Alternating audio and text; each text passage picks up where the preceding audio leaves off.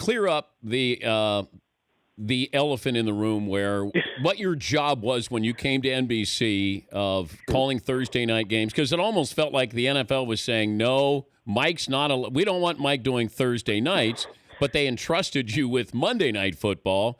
So, you were kind of caught in between there. So I'm curious how this played out and what you were told going into this deal with NBC. Yeah, well, it was reported or assumed, it was assumed that I was going to do Thursday nights once I left ESPN to come to NBC. But in fact, that was just an assumption that was made. Nobody ever stated that or said that. When I agreed to the deal, we figured that we will work out whatever my NFL assignment is. There was plenty of real estate knowing that NBC added the Thursdays and the Sundays. And one of the things that had been discussed early on in the conversation was, we'll have you do the Sunday nights as Bob will do the Thursdays, as everybody now knows. So that was sitting out there for a while, and we knew that. And then the rest of it was to be figured out as we got through. And the way it's ended up, it ends up with the 2 preseason games, 2 games at the end of the year, and the first part of the Notre Dame schedule while Dan Hicks is doing the end of the PGA Tour season. So the fact that I was going to be the Thursday night guy was just an assumption. It was never anything that was decided in advance and has created a whole life of itself. I'm just glad that people really care about what I do in the fall. And nobody in my house really cares. They're, oh, you're home again?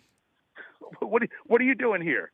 So it was nice to be the part of the conversation. In fact, Dan, to be very honest, the only demand that I made in the contract negotiation was the opportunity to fill in for you with the Danettes at some point over the next few years. That was the only demand. And NBC would not let that happen. So hopefully you can at some point. Wow. Are you sure you want to do that?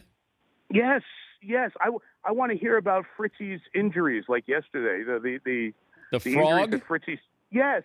I want to hear all of that. I want to hear this witty repartee about when did you get hurt, and I want to hear you tell us for the 37th time that you blew out your knee. I want to hear that stuff. That's too good. Well, I've blown it out 5 times, Mike. So 5 times. That means I've told you over 150 times about blowing out my knee. That's exactly right. So I look forward to that at some point in the next few years, working as part of the extended DP Show family. The Dan Patrick Show, weekday mornings on Audience.